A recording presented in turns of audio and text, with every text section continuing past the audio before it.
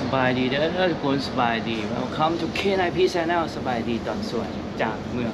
วาราณสีทุกคนอยู่อินเดียนะทุกคนตอนนี้ตอนนี้ก็3 โมงทุกคนพวกเขาพักอยู่แก๊สโฮสเทลนี่เนาะชั้น3นะก็อยู่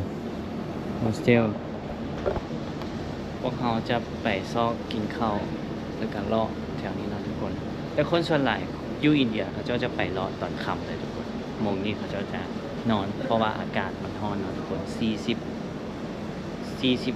ปลายองศา41องศาเซลเซียสทุกคนโคตรร้อนเลยอยู่ลาวว่าร้อนและ32เขาจะบอกว่าแนะนำคนจะบอกออกไปเที่ยวตอนสวยเพราะมันร้อนบ่แปลกใจที่ว่าตอนค่ำคนคือแบบคึกประมาณ4 โมง4-5 โมง6 โมงก็จะจึงไปออก Friends travel. Right. Left. Okay, thank you. Left and straight for 200 meters. Thank you. It's at Pandey Ghat. Ask anyone. Thank you. เข้ามาจากแคมป์ทางลำวานพวกเขายางเข้ามาเกือบ500 เมตรทุกคน เกือบ500 เมตรเข้ามา ตุ้ยปักหมุดแล้วว่ะตุ้ยโอเคโอเคมาเบิ่งเนาะอากาศมันร้อนได้ทุกคนดีแต่ว่าเราอยู่จังซี่มันเย็นเลย41 องศาพวกอยู่โฮเทลเนาะพอดีเจอพากันซื้อซิมแล้วก็แบบโดนนะทุกคนต้องลงทะเบียนแบบถ่ายรูปพาสปอร์ตเอาข้อมูลใส่แบบซิมการ์ดอยู่อินเดียเข่งอีหลีได้ทุกคนโซซิได้เนาะ$10ทุกคนซิมการ์ดฮัลโหล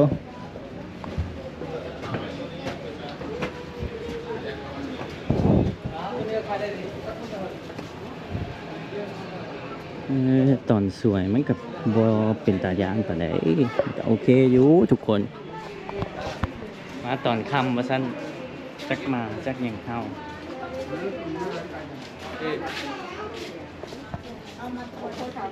โอ้ชิตเนี่ยมาเลยเด้เหยียบขี่เลยเด้เหยียบขี่เลยเด้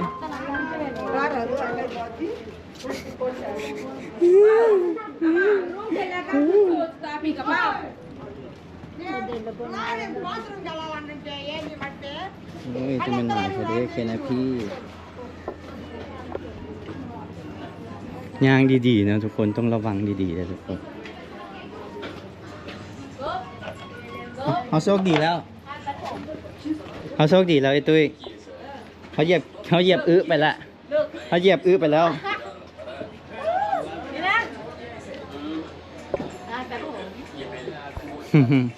พอดีผมยาวเนาะ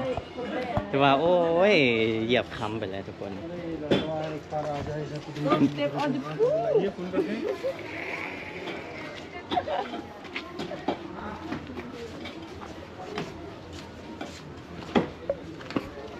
แป๊บเดียวนึง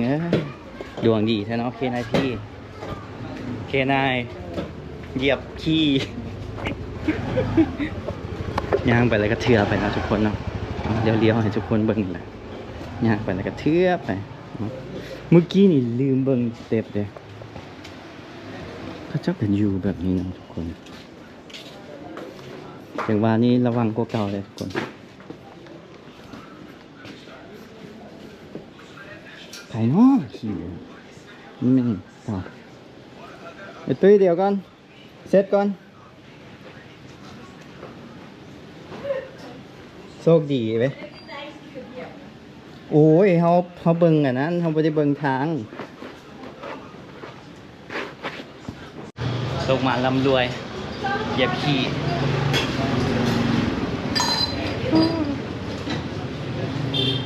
เราจะไปแลกเงินกันนะทุกคนคลิปนี้อยู่อินเดียน่าจะเฮ็ดเป็นหลาย EP นะทุกคนเพราะว่าฮะต้องเบิ่งดีๆเลยทุกคนผู้ใดมาเที่ยวอินเดียบ่ทันละเงียบอีหลีเลย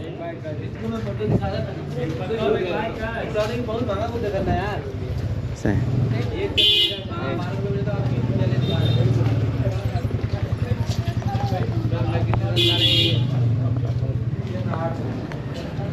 ก็อยู่อย่างนี้เนาะใช่เด้ Western Union เด้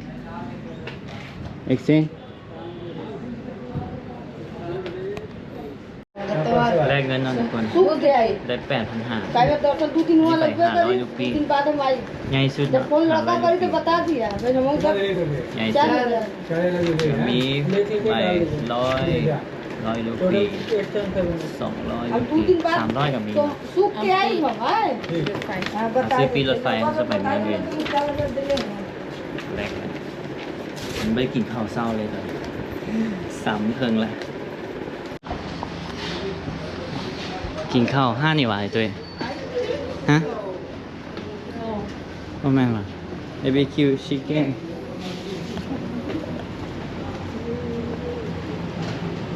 เห็นกับเจ้าขายเครื่องหลายแล้วก็รถไก่ลาก3อีกนี่วะ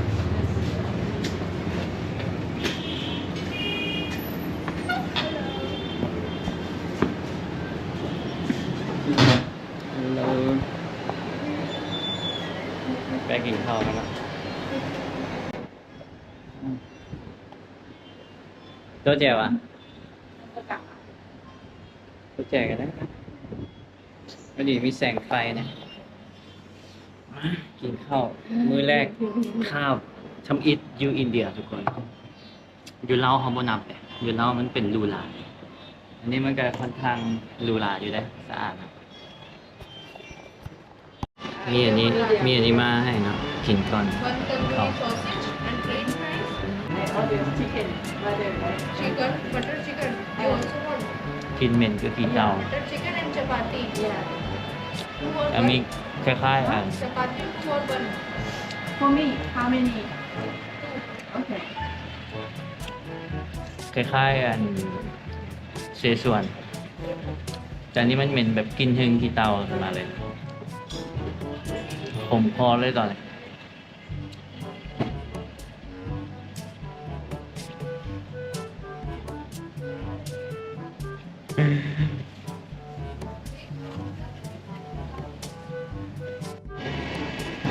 ใส่ฮอตซอสเหรอแซ่บกว่าโอ้โหจะกินอย่างนั้นทุกคนบ่กล้าสั่งอาหารยานเคอรี่มันหนักโพด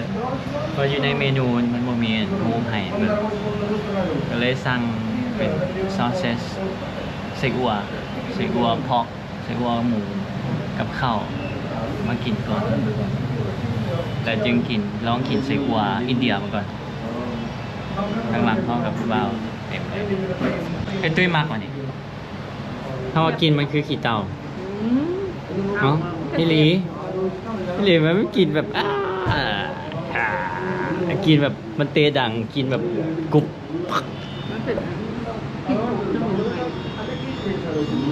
บ่ไหวฮะบ่ไหวลองตั้งใจแบบกินแบบบ่คิดอย่างกันเชื่อหนึ่ง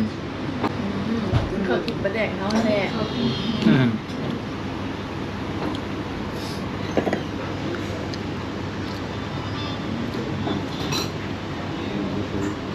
เอามากินเนี่ย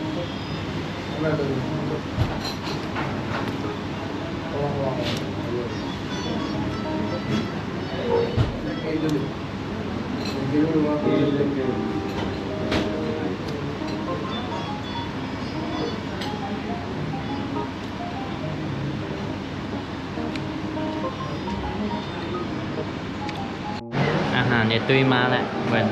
ไม่ยังก็ chapati โรตีครับ butter chicken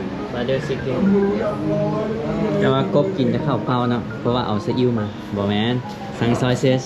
นังใส่อัวมาก็เข้ากับเจ้าหลายเลยทุกคนบัดก็เข้ากับเป็นฟิลเดียวแบบยูศรีลังกาเนาะอันนี้มือล่างมาเลยเด้อทุกคนเราจะกินแบบอินเดียเลยอินเดียเขาก็ใส่มือป่ะ yeah โอเคนี่วันนี้จะเป็นอินเดีย1 วันว่ะก็เข้าหลายอันนี้ประมาณ150ทุกคน150 รูปีกับใส่อัวประมาณ 300บ่หรือว่า400อ่ะถ้าเบิ่งตอนรายเงินเนาะหลายเอาไหม No. อันนี้มันคาบเดียวเลยนี่เศร้าแรงเลยนี่เศร้าสวยแรงอยู่คาบเดียวเลย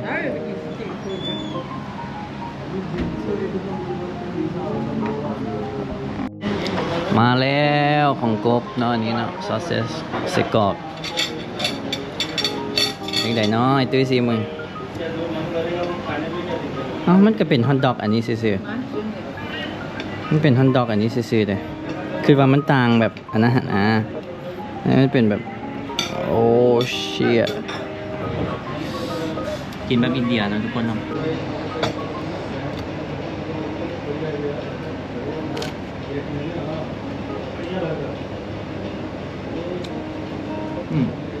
ครับ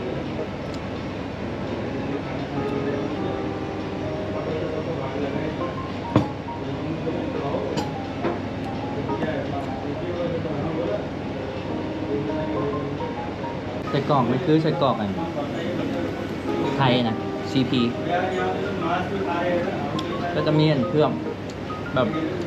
ผงกับเจ้านะกินหอมจะ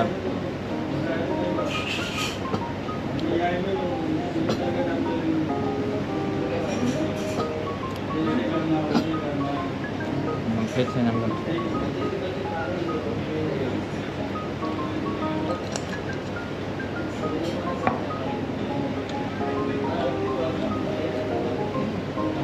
ต้องกินข้าวเข้า กินกะเพรา เฮ้ยมึง เนี่ยเนาะข้าว ข้าวใช่ไหมอ่ะ ไปลองกินของไอ้ตุ้ยเบ้างไปเลยตักให้เอาเนี่ย ตักเลยแหละอุ้ยบ้าไม่กิน โอ้ย ใส่ตอนเลยอ่ะมาคำแรกอาหารอินเดียแล้วก็กินหอมเลย กินกินแต่อยู่มา อืม ที่กินครั้งแรกนะที่ซื้อมา มันแบบกับมันไม่เป็นสมุนไพรแต่เป็นกะหรี่ใช่โอเคอันนี้โอเคละแป้งมันประกอบดีเนาะ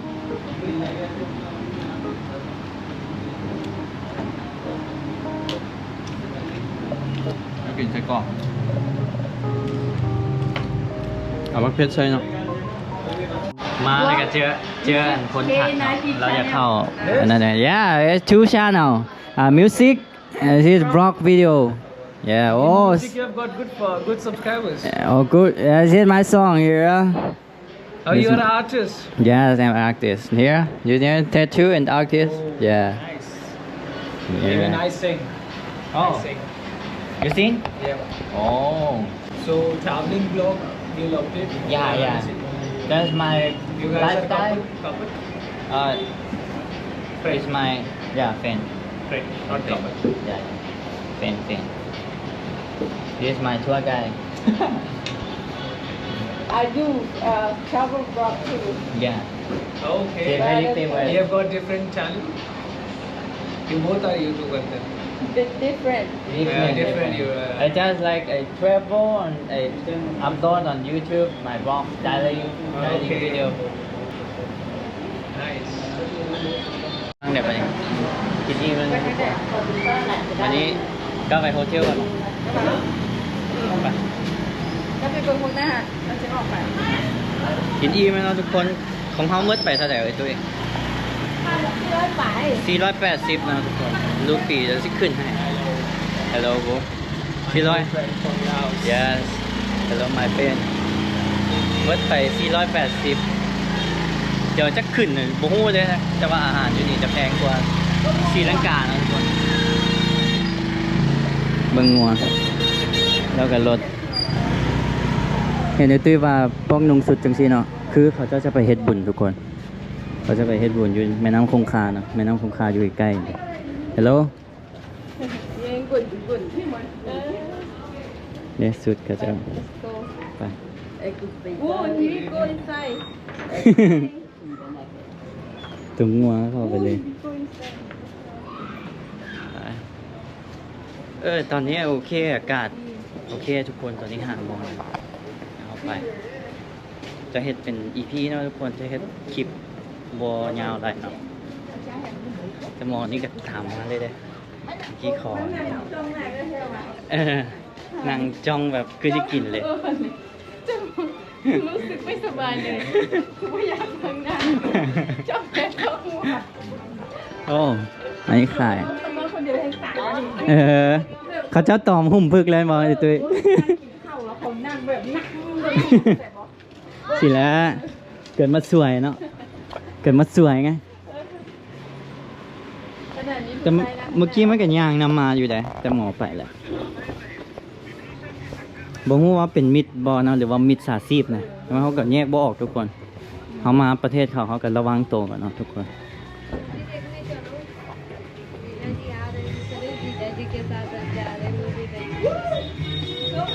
เย้ตุ้ยเกือบอีกแล้ว ดีแต่ทัน แต่ว่าของโกบไปล่างเรียบร้อยแล้วเนาะสีดเรียบร้อยแล้ว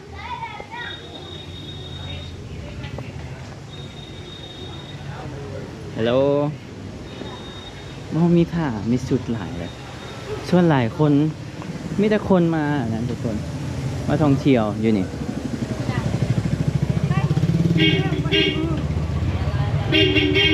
เท่าไหร่ตุ้ย สาว ตุ้ยห้องพี่เชียวเลย เอาวะ เอา ไว้เนาะ น้ำดื่มซ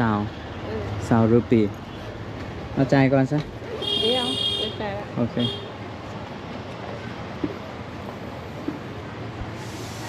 การตัดผมไอ้ตัว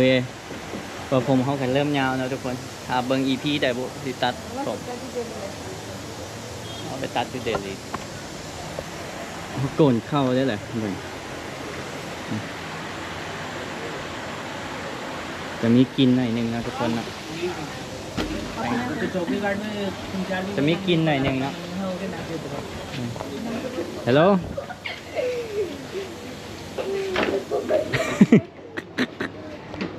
หมื่นประเทศเป็นภาคเนาะทุกคนเนาะภาค 1 ภาค 2เนาะอินเดียจะเป็น EP ไปคอยเห็ดจะบ่ให้พยายามบ่เห็ดดนเนาะคุณลุงอีกหอกเลย Hello Hello, how are you? Yeah I'm good More you hostel Hello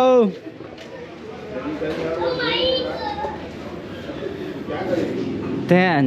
กินข้าวเมื่อกี้เนี่ยข้าวหลายทุกคนก็กินบ่เบิดเนาะข้าว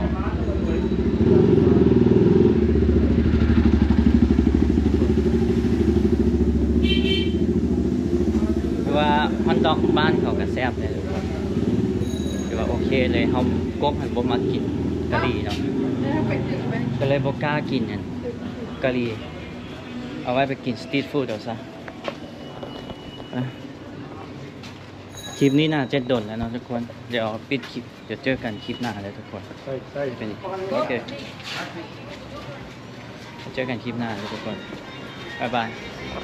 เดี๋ยวพวกเขาจะไปใส่ต่อติดตามเนาะทุกคน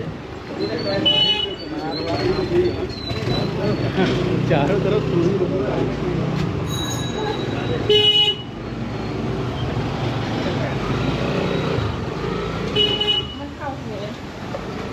บายบายเจอกันคลิปหน้า